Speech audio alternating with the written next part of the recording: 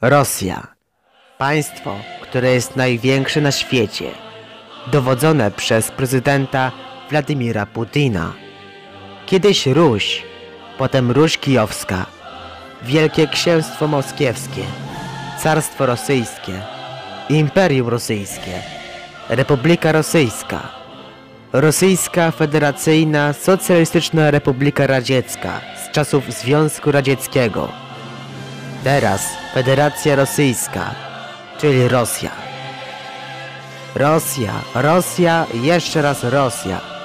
Czemu to słowo składające się z 5 liter ciągle tkwi nam w pamięci? Może za tą Rosją coś się ukrywa? Mam pewne przypuszczenie, które ukażę właśnie teraz na waszym ekranie monitora, telefonu lub tableta. Zapraszam was na materiał pod tytułem Co by się stało, gdyby Rosja upadła?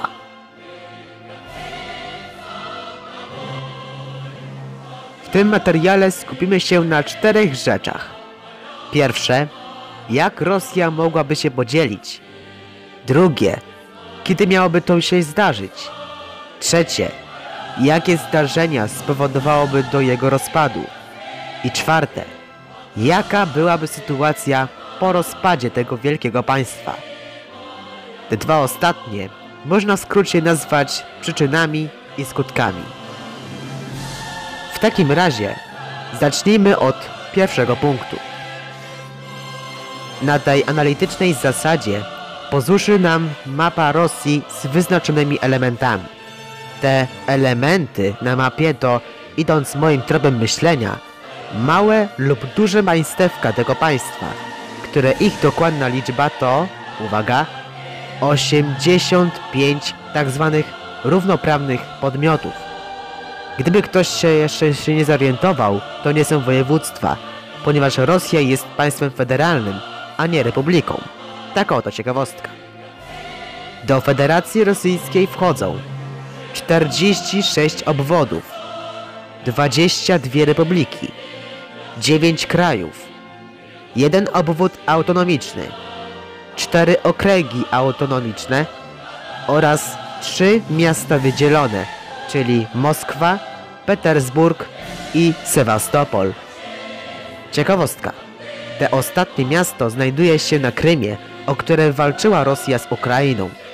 Najwidoczniej Krym należy do tych 2 państw. Gdyby się ktoś spytał, z kim graniczymy z Rosją, odpowiem, że z obwodem kaliningradzkim. No dobrze, więc jak podzielić naszą ogromną Rosję? Są 3 opcje. Pierwsza to podzielenie na Rosję europejską i Rosję azjatycką za pomocą pasma górskiego Uralu, która jest granicą 2 kontynentów. Więcej Rosjan będzie jednak w Rosji europejskiej, ponieważ na wschodzie jest bardzo mała liczba ludności, a to wszystko przez góry i Syberię. Druga opcja nosi nazwę rozbicie dzielnicowe, czyli podzielenie Rosji na obwody, republiki, kraje, okręgi autonomiczne i miasta. Jednak nie wymieniłem obwodu autonomicznego, nazywanego żydowskiego, ponieważ podczas rozbicia dzielnicowego mógłby po prostu wycofać się z federacji i utworzyć własne państwo poprzez niepodległość. Pytanie tylko, po co obwód żydowski ogłaszałby niepodległość w takich chwilach?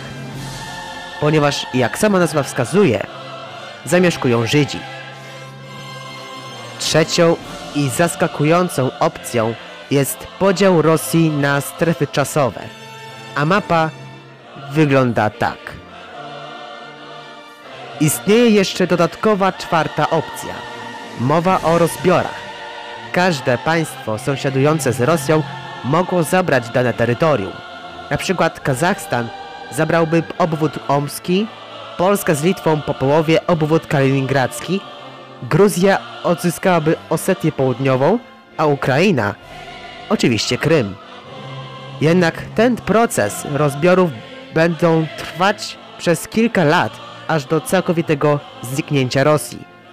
Poza tym, Moskwa ocaleje jako miasto-państwo, tak samo jak Petersburg. Nie chcę wiedzieć, jak będzie wyglądała przyszła mapa. Jest jeszcze piąta opcja. Wspominałem wcześniej o regionie zwanej Syberią. Porozmawiajmy trochę o nim. Jest to ogromny obszar, w którym wysyłano tam zdrajców stanu. Mieszka tam około 31 milionów ludzi, z czego ludność tubylcza wynosi 6% tej populacji. W jego skład wchodzą Republika Jakucji, Budiacji, Tuwa, Altaju i Hakacji, kraj altajski, krasnojarski i zabajkalski, Chanty-Mansyjski i Jamalsko-Nieniecki okręg autonomiczny, obwód tiumeński, omski, nowosyberyjski, tomski, irkucki i kemerowski. Są jeszcze państwa, które są w obrębie Dalekiego Wschodu i do którego należy właśnie ta Syberia. Jednak skupmy się tylko na niej. Czemu Syberia w danych latach była sroga i niebezpieczna? Odpowiedź: zimno, wiatr, śnieżyce. A gdyby Syberia odłączyła się od Rosji i wprowadziłaby swoją flagę z czasów wojny domowej, jaka by powstała polityka tego regionu?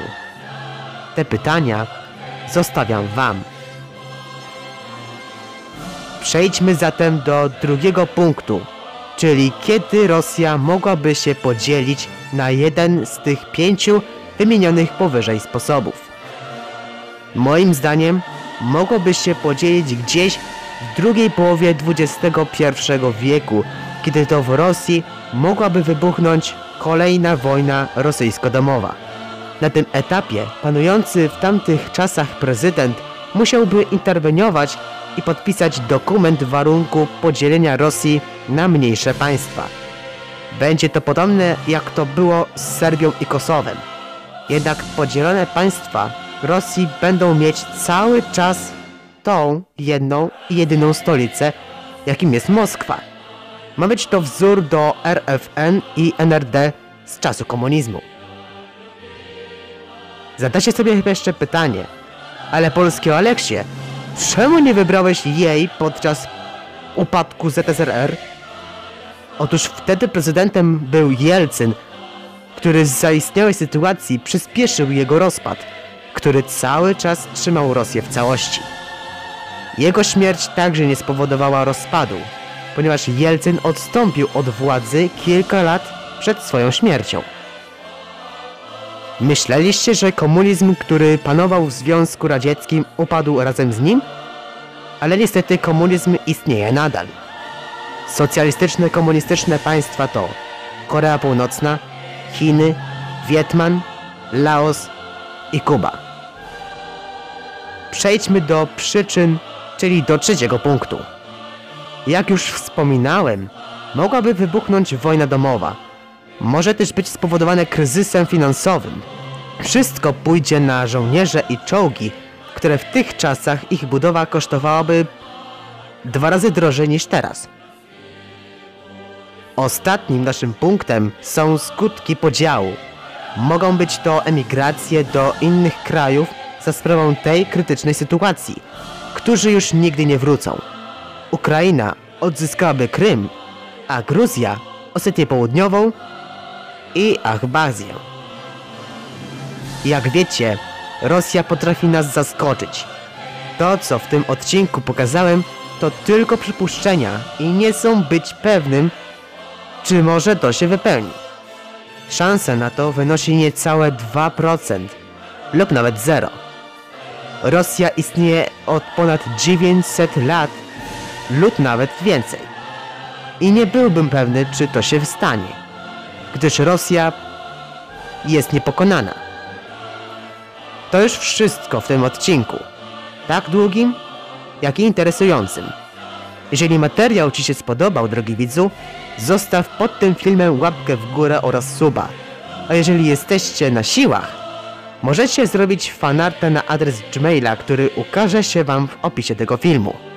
Możecie także przesyłać dalej i dalej do swoich kolegów, koleżanek, swoim nauczycielom, no może nie. Dzięki za oglądanie i na razie.